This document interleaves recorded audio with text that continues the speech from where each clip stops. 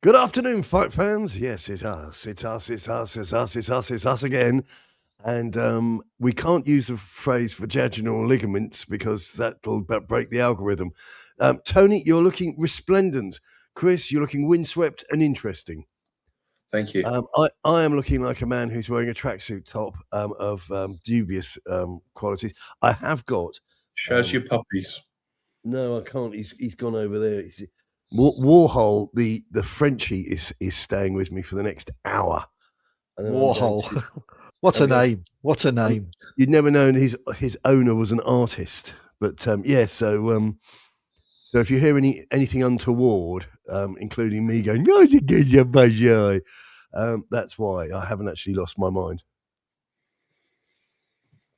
So, gentlemen, the question I think that we should start with here, because we can't afford to muck about. People looking for brutal insights and opinion. What is the deal if somebody hands you an espresso cup and it's got the Arsenal shield on? Should you spot it, or if you're Warhol?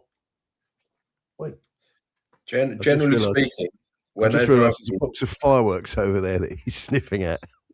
generally speaking, in all forms of life, when I'm handed a drink of some description, if it's a pint, I look at the clarity of the beer. Yeah. If it's a glass of wine, I look at the size of the measure and the red colouring. And then when I'm offered a coffee, I'll always look at what it's served into me to see if it's got some other person's name scribbled on it or what I'm drinking from. So I think it's completely ridiculous. And Arsenal were their last game at Saturday, so it's not beyond the imagination that somebody left an Arsenal cup there in the away changing room or something because somebody lazily made him a brew and passed it. But you've got to be doing better, and he's set himself up for all sorts of problems.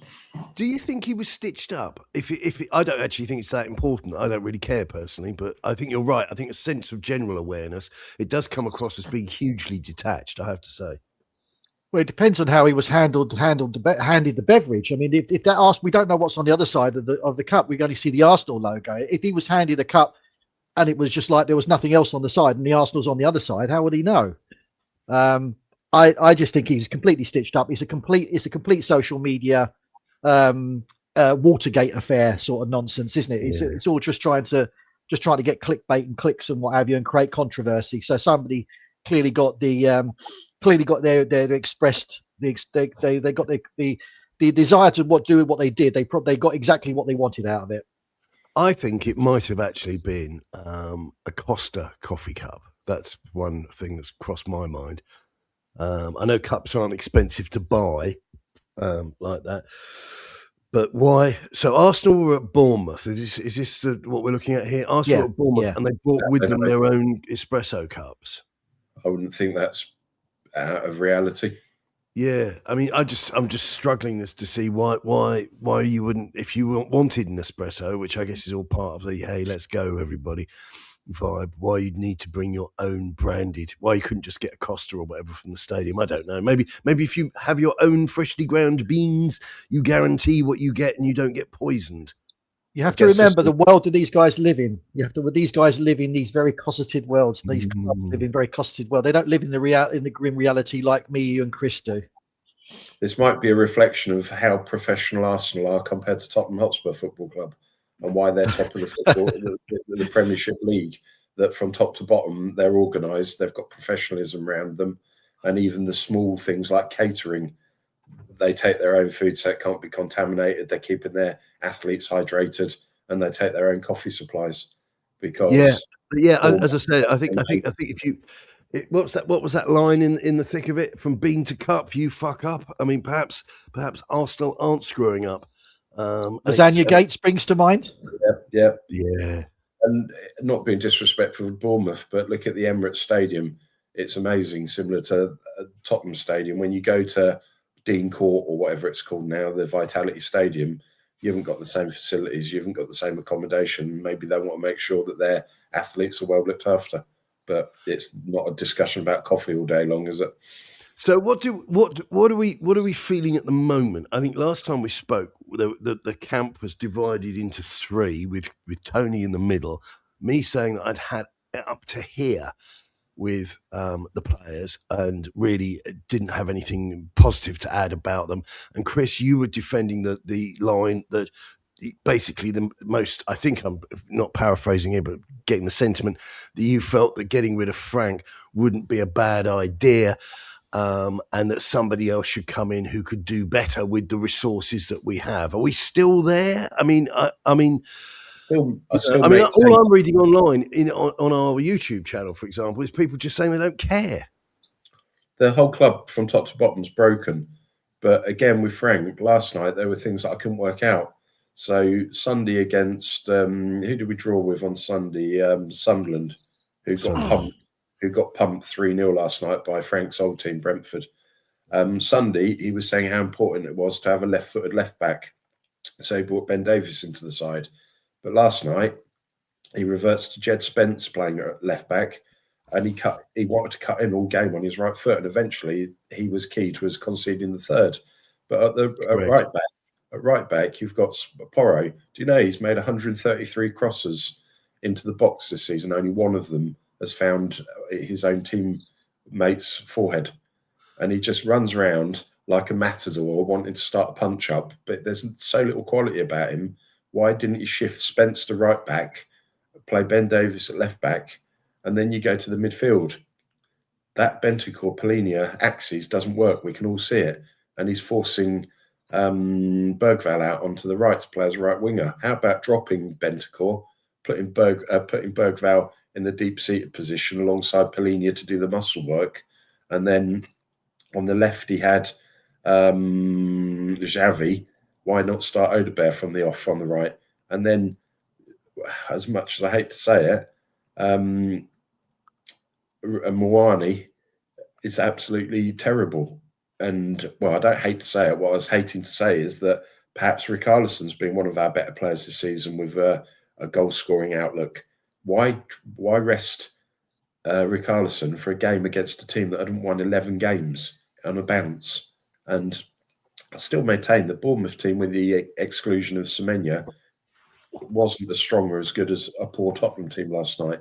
And I just don't get some of his decisions. I just don't get some of his selections.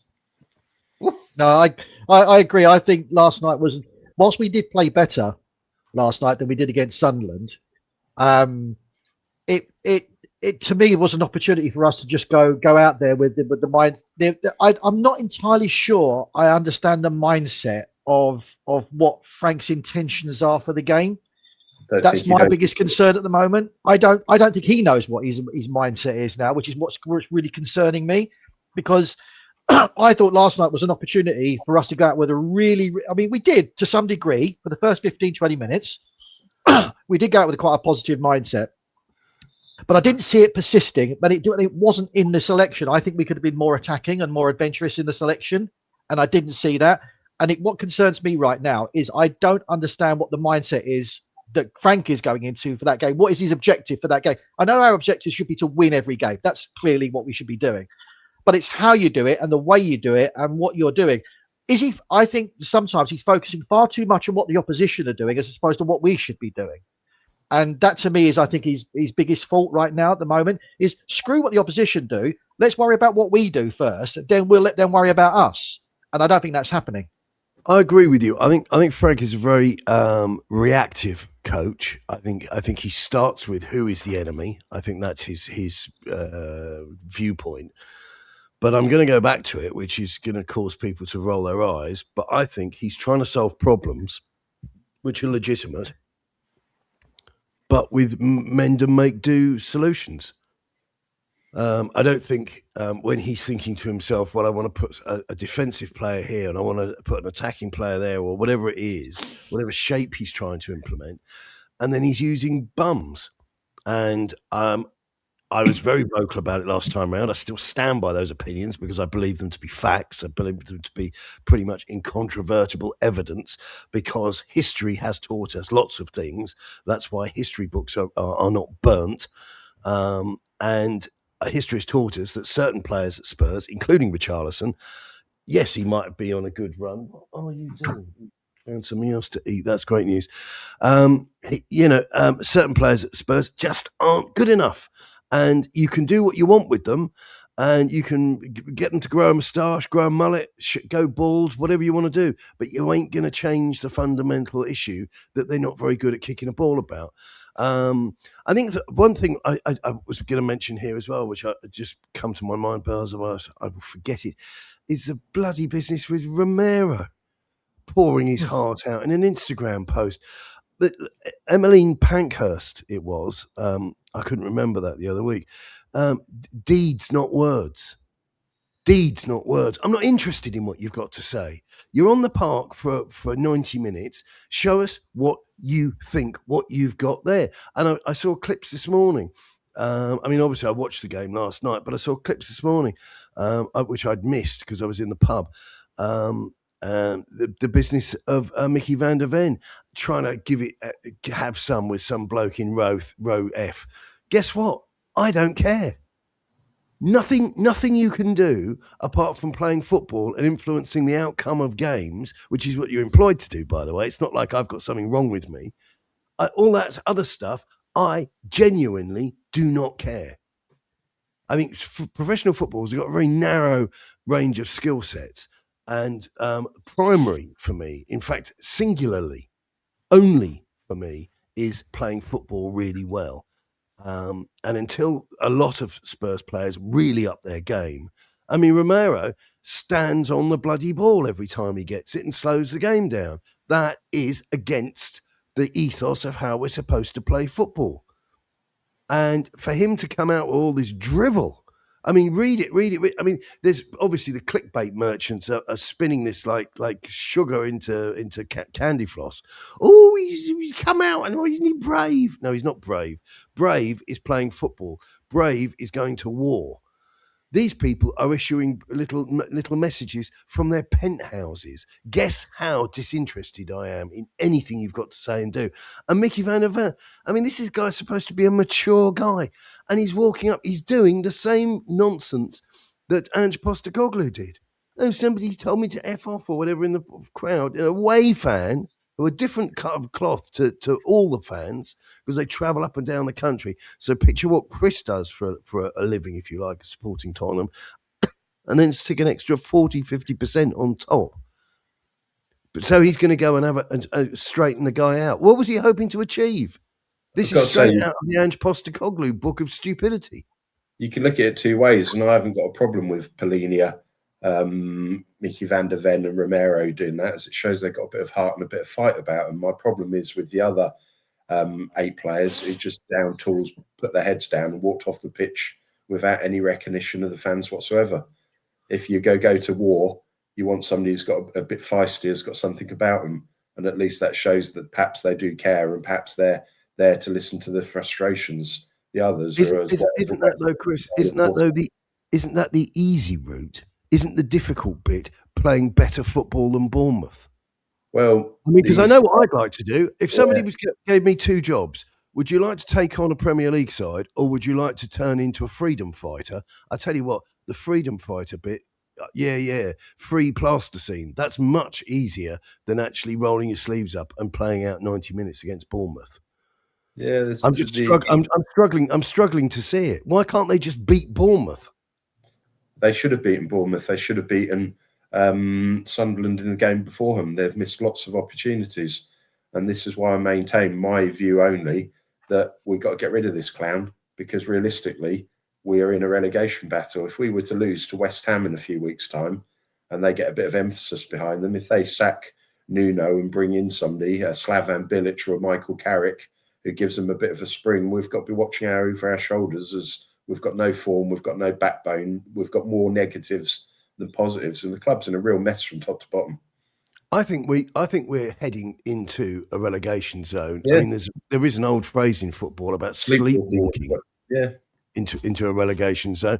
We're 14th in the table, and the dog has now decided to eat my headphones. You and I are going to fall out, mate. I'm serious. Warhol. Just to pick up on that though, just whilst you're dealing with said 4-legged friend, 4-legged motherfucker.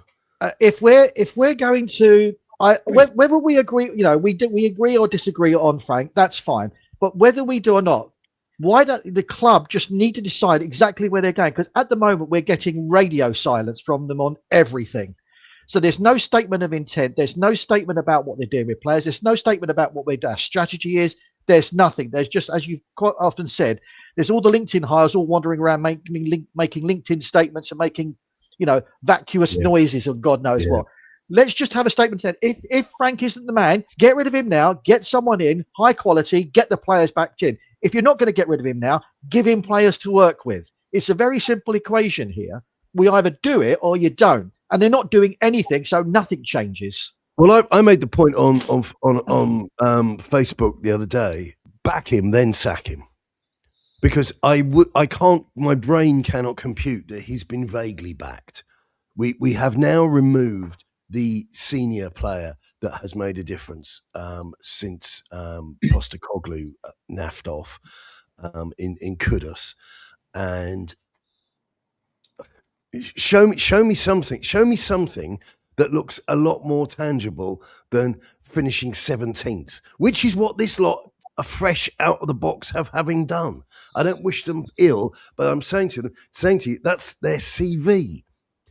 I keep talking about CVs. Their CV is they've managed to finish 17th, win a third-tier trophy, and beat not just a Premier League, but a club record for having lost so many football matches. And they're now in a minus position in respect of the fresh meat that was in the pack. And there's this, as you say, radio silence. They need to be going out, not negotiating, just buying. I mean, I had this ridiculous conversation, and I just dropped this in because I just found it bizarre, with Grok the other day. He started replying to me. And I said to Grok, in relation to Spurs, and they talk about players that we might go for, and I said, if I walk into Selfridges and say, give me that, and they say it costs X or whatever it is, I give them the money, the cash money, I walk out with the goods in one of those lovely big ropey yellow bags. It's not complicated. And the guy said, or the person said on the Grok thing, oh, I certainly get the Selfridges anecdote. Well, if a computer can get it, at the risk of being rude, why can't humans? They need to go out and spend the money. We're in the Deloitte Top 10 Money League, right? So there's plenty of cash. That's not up for debate. We keep on being bombarded with a trickle effect, of course, from the club that we've just signed a new boxing glove partner, just signed a new tweezer partner, a new life insurance partner, endless fucking partnerships in the commercial sphere. Go out and buy some players. And if the guy you want to bring in is on 60 million with a 300 million, you know what I'm going to say? I don't care. Get on with it. Get on with it, you lazy son of a bitch. You sat there watching us go down the toilet infighting. And you're getting a manager who came in with, I hate to say it, with a modest amount of goodwill around him. Been at Brentford, nothing sensational, but you destroyed the careers of so many other superior coaches on paper, and you didn't even blow your nose. You didn't even skip a beat. Mourinho failed it here, flatlined here, was sacked 6 days before a cup final because you don't know what you're doing. Tony Conte got on the Ryanair flight to Italy because he'd had enough. He lost his mind live on TV after the Southampton game. And, you've done nothing right. And now we've got the 27th manager? I don't know. I don't care. But people have given up. The amount of people, beyond the bickering of, I think Ben Davies is a loyal servant, to not bloody Ben Davies again, beyond all of this quite sort of fractious, and I dare I say it, meaningless, and I've been involved in plenty of those conversations, including here and right now, there is a bigger picture of when are you going to stop with the stupid? Because they keep on adding stupid to the equation. They either add it by doing nothing, like when Daniel Levy didn't spend any money for 500 days or whatever it was. We were the only club in Europe's top 5 leagues, and nobody pulled him up on it. It was just tossers like me. And they need to do something. We've had this clearing of the decks. We've had this investigation, this internal inquiry on Daniel Levy. Well, now we need an internal inquiry on what you're going to do next. Because I tell you something, if you don't do anything, which is how it feels at the moment, every game we're playing, we're not playing great football and not particularly easy on the eye. I can't be done with this moaning over penalties. Life and death over a football club which has been effectively deserted, assets stripped. We've not been the same since we sold Harry Kane, and you couldn't even do that properly. Ended up with Matthias Tell. These guys, in my opinion, in my view, and if you look at the data, that isn't very bright or inspiring. You've replaced quality with junk. And if you're not going to make a stand and do something about it, then relegation is not a million miles away. Have a look at the Premier League table. Have a look at it. Tell me I'm wrong. Tell me which direction we're currently in. And the wider, bigger questions need to ask of this Vinay Venkatesan, who, for all intents and purposes at Arsenal, was an administrator, knows nothing about football. I tell you what, if you offered me 78-year-old Harry Redknapp to the end of the season and he got his mate David Pleat in to offer some insights into footballing, I'd take both tomorrow. Hang on. Absolutely. Myself. You know what this is what we've turned into. I agree with you, but you know what we've turned into? We've turned into Celtic fans who want Martin O'Neill, who's 103 years old, to come in because he makes them feel better about themselves. I have to be honest with you. You don't bring in, how old's David Pleat? How old's Harry Redknapp? You don't bring these guys in for really intellectual reasons. We need somebody to make us feel better. And that's where the state we're in. We're in the same as Celtic. It's not only that, though, H. situation. It's not only that, though, H. You also want people. The reason why Martin O'Neill was a great success in his brief tenure before this guy Nancy came in and booted out. He was brilliant, and he's come back in again. Yes, they make him feel good, but he also has football intelligence, and that's what that's what the Pleat and the Redknapps bring to the game. It's not just about feeling better. Redknapp is a great manager. He's done great things. He works in a very, I wouldn't say narrow, but he's a very much a sort of like he's very good at this. Right, lads, I'll tell you what we're going to do. It's like that scene in The Italian Job. Lads, I've had a plan, where the truck is balancing the gold on the edge of the mountain. He's that manager. He's not necessarily the guy you would have gone to in the first instance. And I think he's got a role to play. I would welcome him with open arms, but what a state of affairs we're in. We bought this bloody stadium. We're charging Chris £8 for a can of cider, and we're bringing in Harry Redknapp, who's arriving over the hills with a guy banging coconuts together like the Monty Python film because we couldn't afford a bloody horse. It seems like seems like to me, judging by what happened with Levy, everybody was happy that we'd got rid of Levy because he was clearly the major obstacle in everything. But we've replaced the captain of the Titanic with another captain who's just as inept. Yeah, who's still steaming towards the same iceberg. Let's not forget Levy higher. Yeah. I mean, listen. Anybody who thinks Vinay is going to come here, anybody who thinks Vinay is going to do anything remarkable, lest ye forget but I do bow to your knowledge on wine, my liege, conversation they had. These guys fell out the same machine, the same factory that produces these cutaway collar, navy wool mix suit, looking forwardly up speaking, erstwhile, and all this garbage business speak, which you will be stunned to hear zero time for. We need football people involved in this club once again. And you mentioned David Pleat. I couldn't want for a better guy to be around me if I was running a football club. I'd keep him on if he was only being pushed around in a wheelchair. I don't mean that in a dismissive sense, but he's not a spring chicken. But he's a great footballing mind. And instead, we've got people who can tell you the margin they're making on paper clips. I'm just fatigued by the whole thing. And I think we need... in the first thing, because I don't want to sit here just whining, we just need to go out and spend some money. We've got lots of it. I'm not interested in the housekeeping. It's not my money. It's Chrissy's money, because I don't give them a penny. Chris is spending wind, rain and snow to give them cash. You've tootled down there, Tony, to go and watch the football in the final, right? All these people killing themselves, breaking their backs in half to fund this thing, and they're not doing anything apart from just banking it and laughing at us. They need to spend, and they need to spend in the winter. And I repeat again for the zillionth time, on the hope that somebody says to them, well, it's very difficult to argue with what you're saying. You go to Selfridges, right? I'm telling you, business is flat, right? Business is flat after Christmas. What a shock. We all know it would be.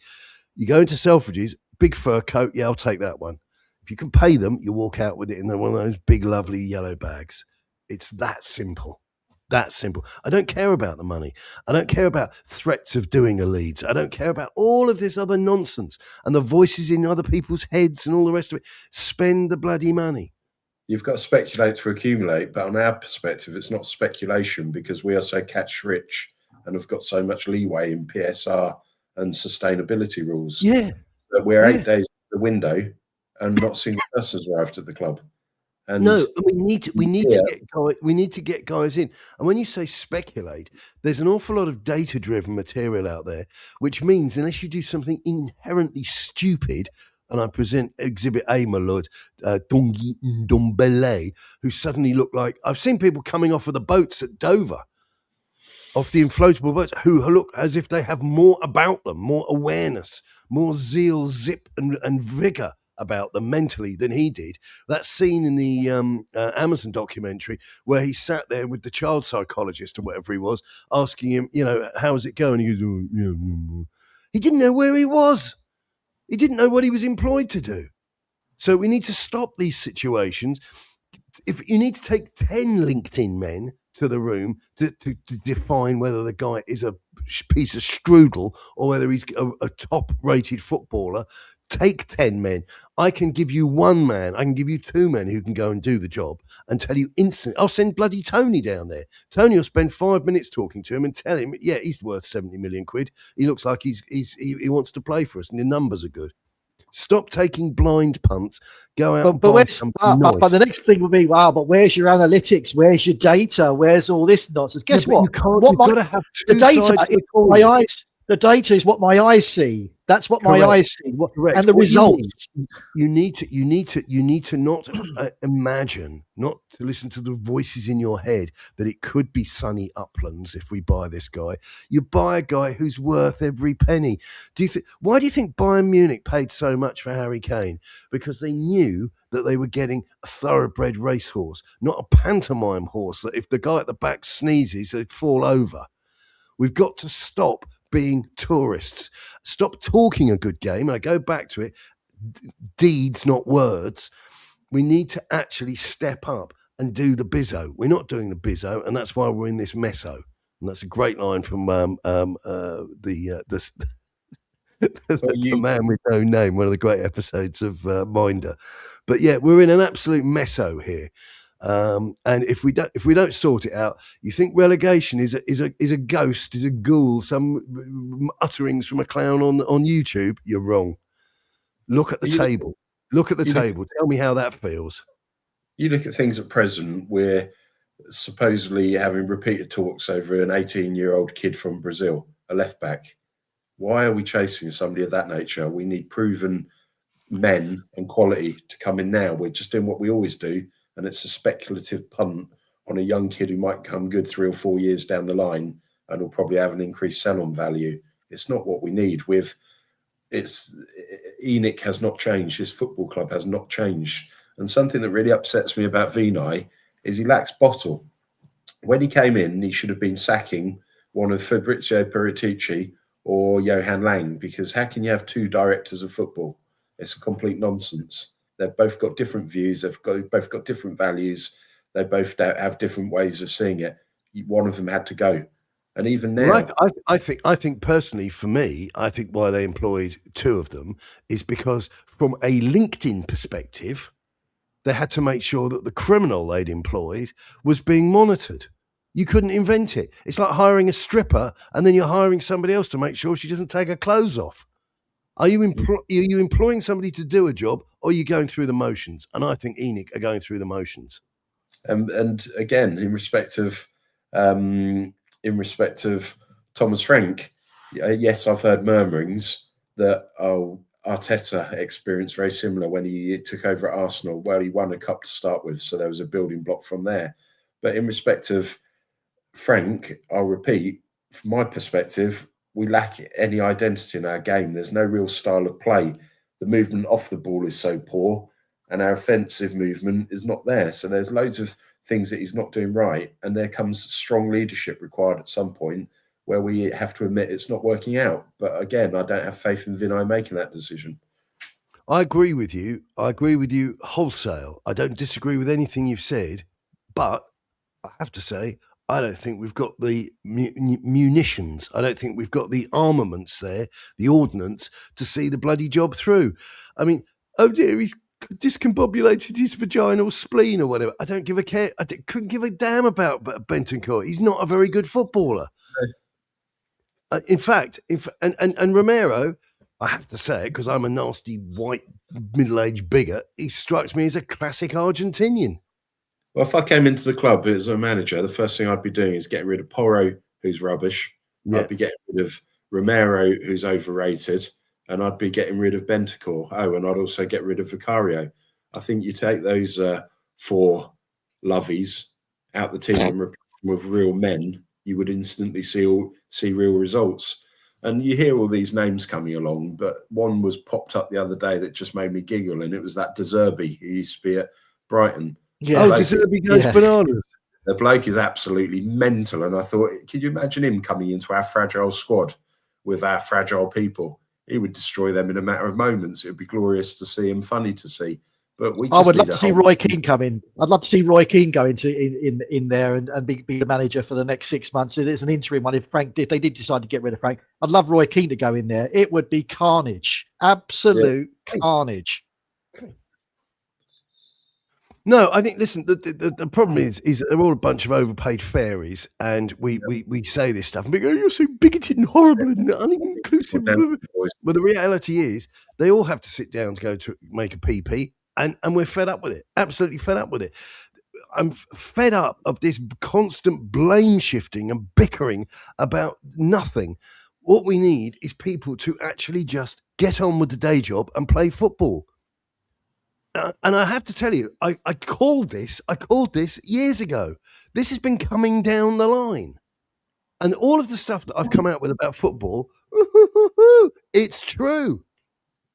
It's true. It's all, the prophecy has been pretty much fulfilled. And now we've got a football team, which is all about how they feel. They don't feel valued. Well, ENIC and Levy's philosophy of transfers and buying bang average players on ridiculous deals just because it's commercially convenient has been laid bare. I mean, one of the benefits of Frank being there is, in some respects, some of his decisions have actually only highlighted stuff that was being hidden in amongst things like the trophy win, for instance. The trophy win glossed over so much that was wrong with the club. And everybody kind of forgot that in a moment of giddy, glory, which I completely get, because we all, regardless of what we feel about, the players, we all felt, ecstatic when we won the Europa League final. Absolutely, of course we did. Why wouldn't you? But all it did was gloss massively over what was wrong with the club.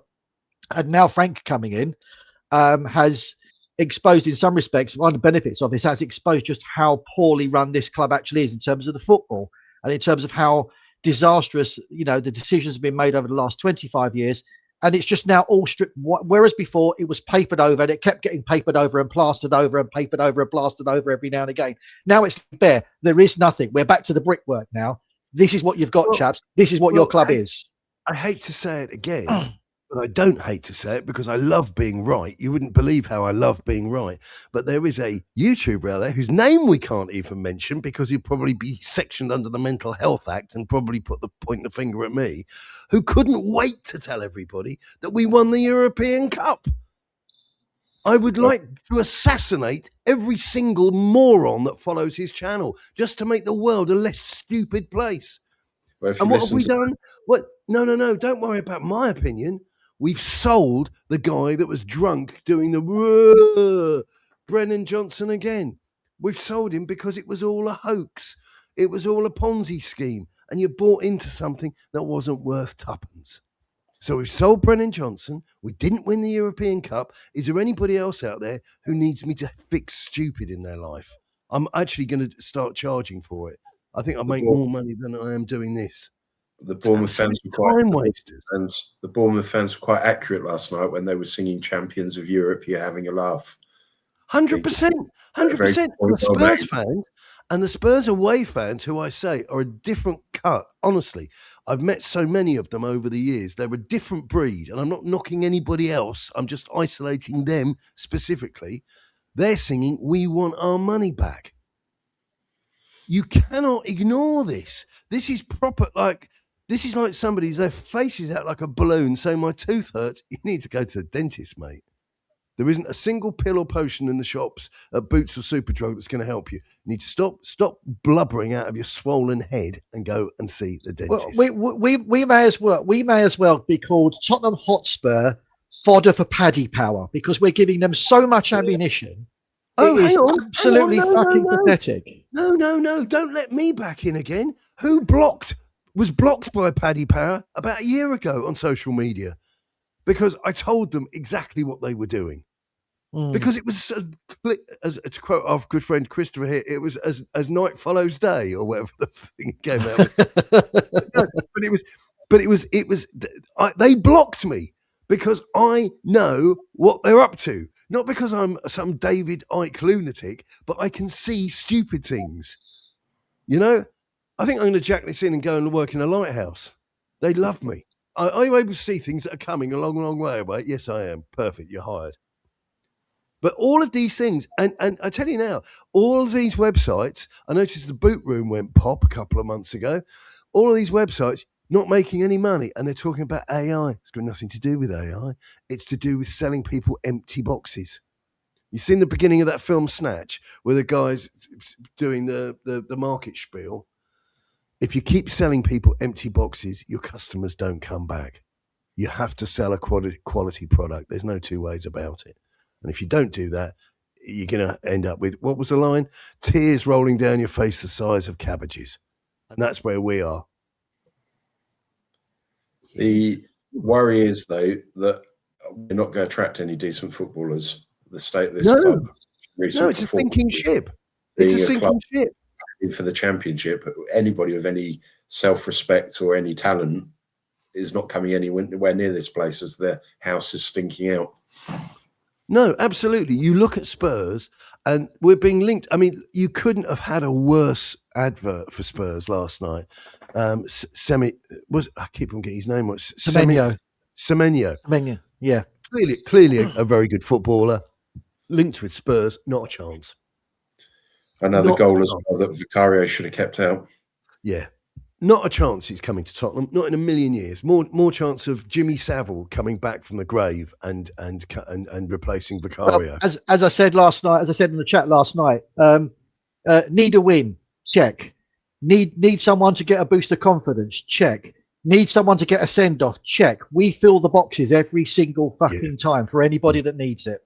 No, absolutely. Dr. Tottenham is again another one of those things that started off as a joke, but it's like the Homer Simpson thing. It's funny because it's true. Mm-hmm. And these players don't have it in them. You know, it's like the old joke about, oh, my mate went to the hospital to give it an X-ray to see if he had a day's work in him. You know, if we employed the same metric at Spurs, the Hotspur way, the X-ray machine would go beep every time they stood in front of it.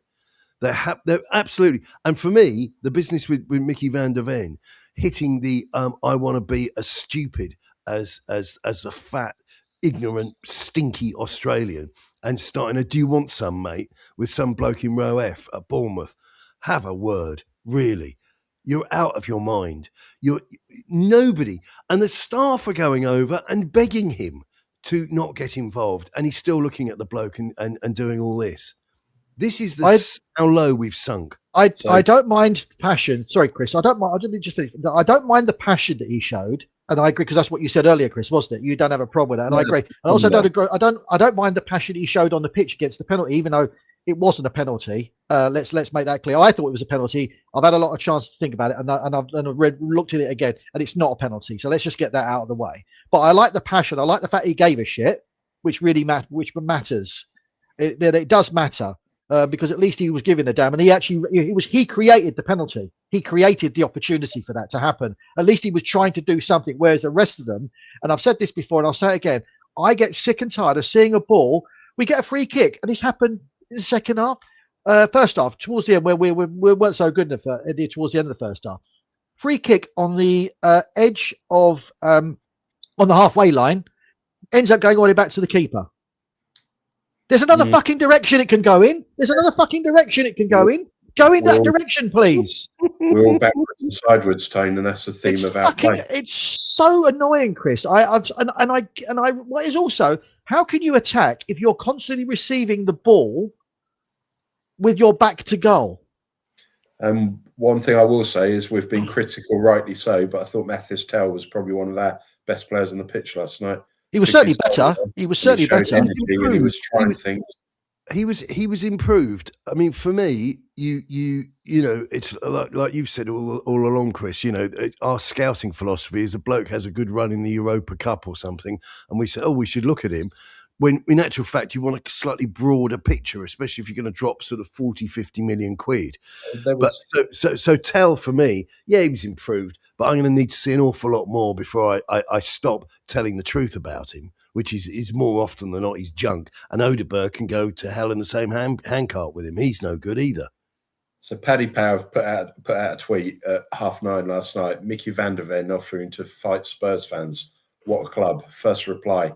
It's fine. He'd have left one of them unmarked for a free hit anyway. Yeah, exactly. And if anybody needs a cable for a whatever it is, I don't have one anymore. I think you can refer to that, Chris, as a chef's kiss of a remark, can't you? It's just perfect. And something else I can't get at the moment is we're in a dire straits. Our playing squad is pathetic. Yet we've got this Vuskovic out on loan in German football, seemingly tearing it up, was awarded goal of the season in Germany 2025. Get him back, for Christ's sake. Yeah, but he doesn't want to come back, Chris. Why does he want to be associated with this bunch of clowns? He's a paid employee of the club. It's not his decision. I know. Or we could be really controversial and see if Mikey Moore is actually as good as the Rangers fans lead us to believe. Because I think we should sell Mikey Moore to Rangers and just get it over with. Yeah, but I'm just saying, when you're looking for options, if nobody's going to come into the club as a new signing, you've got to think differently. And it's just so. But everything's pathetic. Everybody's. Well, the thing is, each other. There's what you said there, Chris. It is. It's horribly toxic. The atmosphere around the club is as bad as it's ever been during the ENIC's tenure. The Europa League thing is gone. It's so far in the distance now. It was. Imagine a very small round plaster in a trying to stick it over someone who's just had a heart operation. They just ripped your chest open. That was all it was. It was not in the grand scheme of things. It's an achievement. It's a trophy we can hang our hat on, etc. But that is how much it actually really matters in the grand scheme of things as our club stands right now. And we can't allow. We can do much about it. And this thing about the Tottenham supporters thing, that piece of drivel they just unleashed the other day. Honestly, don't get me started on that. That is just like, yeah, these guys actually think they have any impact on this. Just forget about it. The change for Tottenham thing. Yeah, the change for Tottenham thing. Yeah, that's it. Honestly, just shut up. No. I disagree. I'm absolutely still trembling. They're planning another protest. No, I'm considering, because I'm in Birmingham, I'm actually considering moving further out of London just in case the seismic waves, throw my apartment into the river. These people are beyond irrelevant. I mean, you take a really bad idea, right, like the Tottenham Hotspur Supporters Trust, an inherently stupid idea built out of, quite frankly, something approaching narcissism of an unchecked dimension. And then you want to replicate it. That's like buying an ice cream van round in Glasgow, that doesn't sell any ice cream or smack. Do not invest in stupid ideas, folks. Trust me. Well, who are we going to buy? Who are we going to buy, though, Chris? You were talking about options there. We're talking about who wants to come to us. Who could we buy that would actually make any difference? I think if you lick your finger and put it in the air, you might catch You something. just, you just get a wet cold finger. Yeah. In fact, scientists are saying that a wet, cold finger is more pleasing than following Tottenham Hotspur at the moment. Chris has brought to my attention a poll on Lily White Rose, which I think we all know. It's a pretty much upbeat, youth-focused account. I don't think it's an unkind reflection. It posed the question, do you, as the fans of @Spurs Official, want Thomas Frank to be relieved of his duties? Yes, said an overwhelming 89%. No, said 11%. 10,000, nearly 11,000 votes.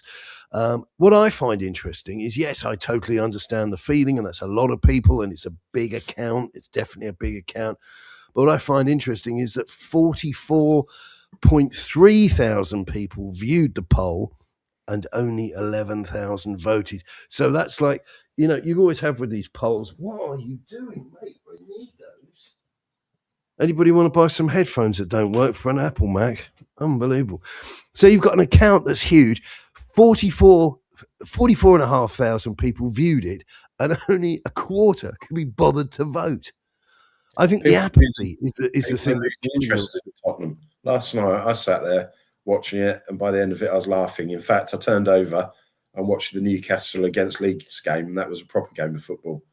I'm not even bothering going on Saturday, and I've had a look on the website, and the amount of empty seats for that cup game against Villa is incredible. Well, I enjoyed last night. I watched it in the pub, the Mason Newman's Gunmaker's Arms in Birmingham. And what's brilliant about the city of Brum is, and I suppose with a lot of cities, is you get a lot of people that are working there on sort of short-term contracts. And I was there with a couple of blokes from ITV who are shooting. Oh gosh, I've forgotten it now. What's that detective series that's been going around forever? That describes about 16 different detectives. Helen Mirren was in the original Prime one. Suspect. Suspect. Or something like that. They're filming a new one on that. And two of them were Spurs fans, and it's great because you're meeting different fans, different opinions, but they were all of a mind, and they weren't aware of us, obviously. But no. Another. Sorry, dear me. There's a pack of biscuits here. He's paid no interest in it whatsoever. But a wire, he's just searing through them all one by one. I've got nothing left. You are a beast. Do you know that? It's the artist in him, you see, H. It's the artist in him. It is. It's a pure. Everything he sees is a potential installation. I'm going to install my foot in his orifice in a minute. But no, they were absolutely of a mind that the club was a laughing stock. And what we had was three blokes in their middle ages sat watching the thing, and it was helpless. It was like watching our loved ones throw themselves off Beachy Head. Yeah, something that belongs on the Comedy Channel. Well, because that's what we are. We're just a joke. We're laughing stock. And the thing is, the performance last night wasn't actually that bad, but we've also got to take into context, as you said earlier, Chris, it was against a Bournemouth team that hadn't won in 11 games. Yeah, not a great. So team. it's not a great. Team. It's not a great bar to be sort of saying, well, it wasn't a bad performance. Yeah, but it was against a team that has not won in 11 games. That's not a bar you should do. You need to set. Absolutely. It's not a bar you need to set. Polina was. I mean, you look at the players last night. I thought Polina was good. He's head and shoulders the best central midfielder we got. And his goal, absolutely. An overhead kick he scored this season, and you're just get Bentancur out the club. Let him take Archie Graham with him because he's not good enough. They're not. And the thing is, as well, we've got him on an option to buy. We've got a season-long loan, an option to buy for 30 million euros, haven't we? That's the deal. Watch us not take that up, and there'll be others around us. Trust me. That I was just literally going to say that, Chris. I said we'll find a way to fuck that up because he should be there. We should be buying him now. Screw that. Just get him in now. Just get him in permanently right now. Get him signed up. Get him done. But we won't do it. We won't because we don't think like that. I was looking at some of the transfer rumours the other day, and there was a guy called Suleiman, who's a 19-year-old winger, and he plays in Trendsibin or somebody in Hungary. I was thinking valued at £6 million. I was thinking it's come to that Tottenham Hotspur, one of the leading lights in Deloitte Money, is looking at 19-year-olds in the Hungarian first division. It's pathetic. Because they're the only players who will come to us, Chris. Yeah. Well, no, it's not. It's. I would actually suggest it's worse than they're the only players that will come to us. I would suggest that this is the ENIC template. about building with strength and depth and blah, blah, blah. And it is like fiddling while Rome burns. They need to go out and buy players to put into the team now who are competent and can drum up coherent performances. And I respect your view that it's great to see some fight from these players in terms of what they write and what they say to fans in the stadium. I want them to do it with the shirt on their back while the ball is in play. Agreed. Sorry for being unreasonable. I don't give a flying flip-flop for the rest of it. But I would say Van der Ven does to a large extent. The rest of the, like the likes of Porro, etc., just don't. They're just vacuous, empty airheads, and haven't got a football brain amongst them. When their second brain cell leaps into existence, that'll be their IQ will have trebled from 0 to 1. And I know you can't treble from 0 to 1, but that's just how stupid they are. The whole thing. Where do you go from now? Where do you go from here? And you think for supposedly intelligent people, which the Tavistock Group are, who own ENIC, they're dissolving and they're eroding their own brand. They've created this. Absolutely, the brand damage has been intolerable for the last 5 years. Created this juggernaut, and anybody who's got anything about them from an investment perspective, if you are a Saudi Arabian businessman, you want to get your hands on that because you realise the potential it's got. Through the continued crap that we serve up, the rubbish players we serve, the complete idiots that we appoint as managers, all their hard work's going to be wasted. Because if they get relegated to the Championship and they haven't got that Premiership badge on their sleeves or the match day income coming from that, what they were seeking 4 or 5 billion for, you can half that, and then they'll be desperate to sell. I don't think you'll even get half. I don't think you'll even get half. I've said it before, so it's not going to really shock anybody. I'd love us to get relegated because it would probably prize ENIC. We're heading that way.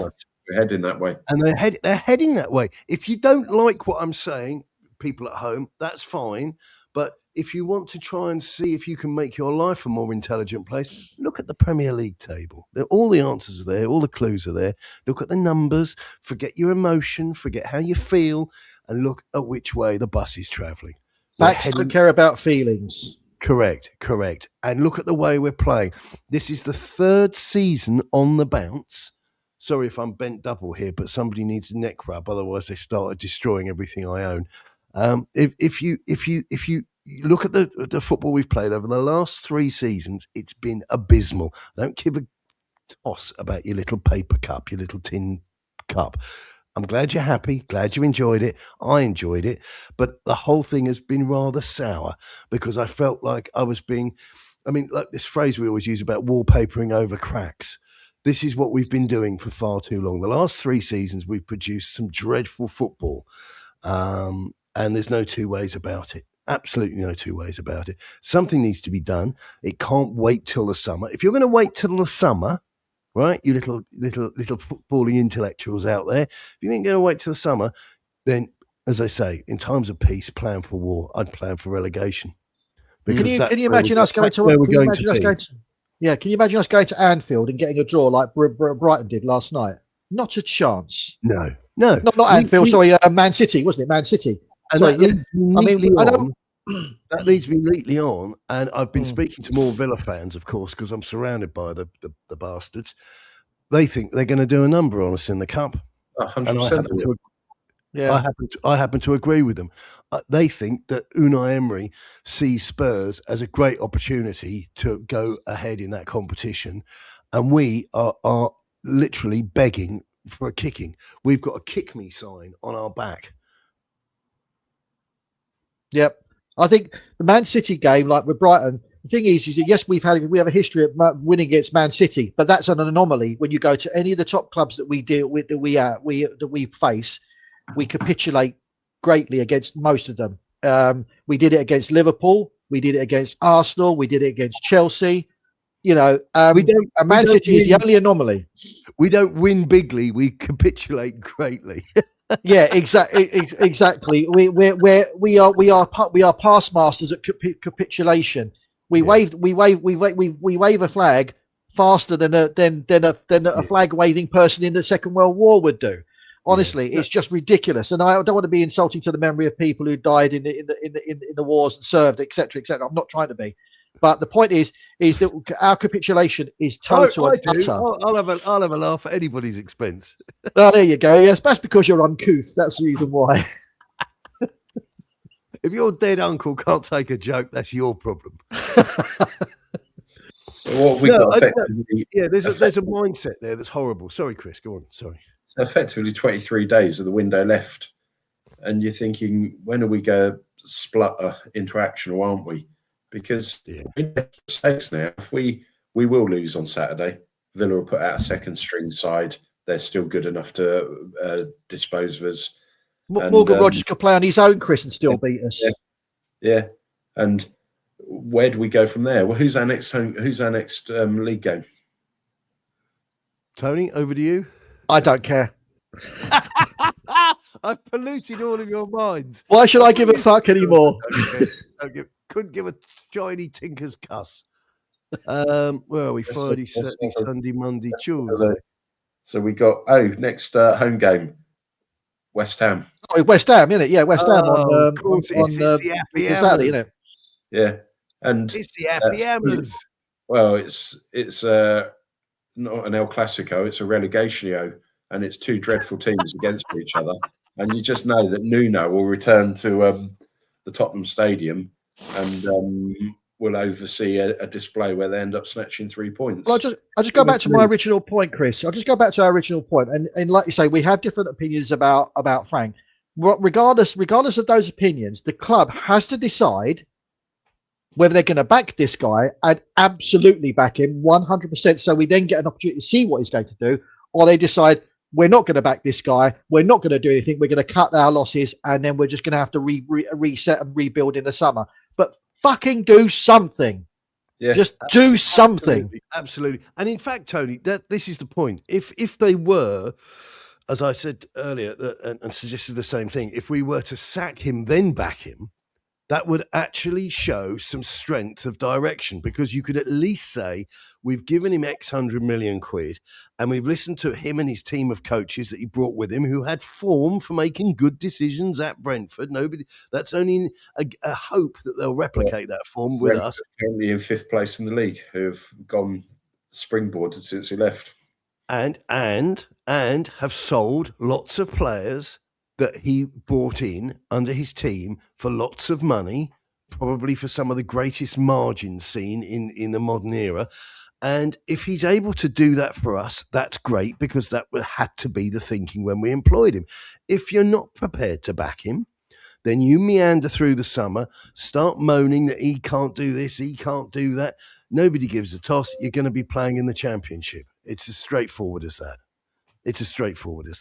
This team is a howling skip fire, and you don't get anywhere by throwing a little coffee cup of water into it. That won't stop.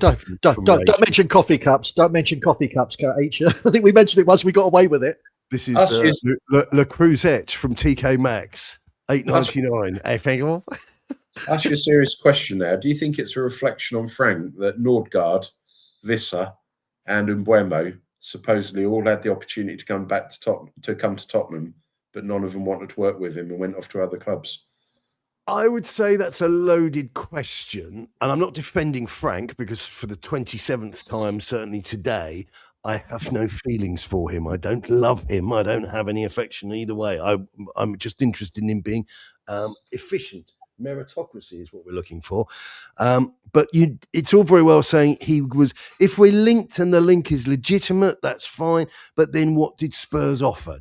Spurs did their usual Daniel Levy thing of offering a repayment plan on a second-hand washing machine. You can hardly blame the player for not biting the hand off. And I think, if we're honest with ourselves, who wants to come and play for Spurs these days? Nitwits like Matthias Tell and Odebear, they're begging to get involved. Their transfers go through really quickly. Anybody decent seems to be out of our grasp. So I would offer, but you know, yeah, I would offer an opinion to say this, Chris. All three of them would have probably looked at the fact that we finished 17th last season and said, "Fuck that shit." Well, what can we say? Yeah, I wouldn't want to get involved in a team that finished 17th and lost a Premier League record of 22 games. I know it's last season, but it's obviously relevant to the fact that we're talking about why they didn't join. So that would be my attitude to that. It's inconveniently unhelpful that we finished 17th last season, but you can't stick your fingers in your ears and say it didn't happen, because it bloody did. And this lot were wandering around shouting we're champions of Europe and getting tattoos and swanning around generally on the booze, and it wasn't earned. It wasn't earned. And we go back to that damn United line of Clough saying to the elite players, you can throw all your pots and pans and medals and everything in the bin because you won them all by cheating. And we didn't cheat. We just went through a convoluted back door of beating teams, which I'm going to say again and again and again, were 6s, 7s, 8s, 9s, 10s, and even 11-1. And if they were racehorses, you'd back them only in the Grand National, not in a conventional flat grade A racehorse race. You wouldn't touch a horse out of those prices. So well done, congratulations. But now reality's dawning, and we're not winning enough games. And there's a simple rule in football: it's all about winning. And if you don't do enough of it, you get relegated. Here. It sounds miserable, but it's true. That's what you're up against. If you don't win enough games, you get relegated, because mummy isn't there to pick you up when you fall. I would like to know. It's funny. Sorry, Chris. Go on. You go, Chris. Yeah, it's a performance-related industry, isn't it? If you're not getting the result, you're out. It's a simple. And also, I'd go one further. So it's performance-related industry, and it's a contact sport. So save all your little words on your little Instagram, and save all you do what, mate, to the bloke in row F who's paid out good hard money, travelled halfway across the country to come and see you play and isn't happy. Do all that till the cows come home. But you get 90 minutes to go out with your little shorts and your little shirt on. And if you can't do it, you're a failure. It's as simple as that. As you said the other day, though, Tone, there is nothing to fail about when you're a Premiership manager. Amorim. Yeah, there's no jeopardy. There's no jeopardy. We're underperforming and being given the boot at Man United. They're speculating he's taken 20 to 30 million quid's worth of compensation away with him. So Amorim was photographed by the Sun or the Mirror or something. When was it? Yesterday or the day before? Down the road in high spirits. Some supermodel on his arm, heading towards an airport, head to toe in this, that, and the other. And what was the headline? Where did it all go wrong? I mean, this is George Best territory. You look exhausted, George. Yeah. I had 3 Miss Worlds in my bed last night, and my Cartier watch I ordered has just arrived. Where did it all go wrong? Yeah, but at least George Best did all that and still fucking performed on the pitch. He did all of that as more. He did all of that and more. So it's just ridiculous. We don't have George Best, though. We have Romero, who is writing to us in pidgin English. I'm just infuriated. I'd send him back to Argentina, but of course I'm just wondering if 90% of these players just keep a little pink diary with them, because that's about as manly as they fucking are. Yeah. A Louis Vuitton limited edition pink diary made of polar bear leopard skin or something. It's probably something in their contract as well, where they get someone has to write it for them in extremely delicate calligraphy or something like that. And the case again of Porro is there is no competition for him at right back, so he can guarantee that he's going to start in that position every game. There's this fella called Jed Spence, Chris. Never heard of him? Yeah, but we prefer to play him at left back. Yeah. Oh, bless him. Oh, look. What, Tony? Much sooner, if we go stick faith with these absolute imbeciles, I'd rather give some kids a chance. If we think we're heading down to the championship, not go put up a fight. Let's blood the youth of tomorrow, because they're going to show more commitment, passion, and energy than these Nancy boys. They're not butchers. Like you say, get Buskovich back. Get the likes of Luca. Luca Williams-Barnett was on the bench, and we'll get him actually playing. Just get him in there. Get Mikey Moore back. Let's have a go. Nancy boys are a bunch of Marys. That's what we're dealing with, isn't it? I think we put Warhol up front. With it's getting boring watching us routinely bent over a table being shafted from behind, as that's what every club does to us. Yeah, absolute rubbish. So listen, ladies and gentlemen, we've hit the hour mark. I'm going to say any more for any more, but I think we've actually done it to death. Everything from Coffeegate to are we still awake? So from Warhol, who is Sausages. who is possessed by Satan and other demons are available. Chris, Antonio, and myself bid you all a wonderful rest of your week. And no, we're not looking forward to the cup either. That's it for now. Looks for the end of recording button. Finds it. Keep it.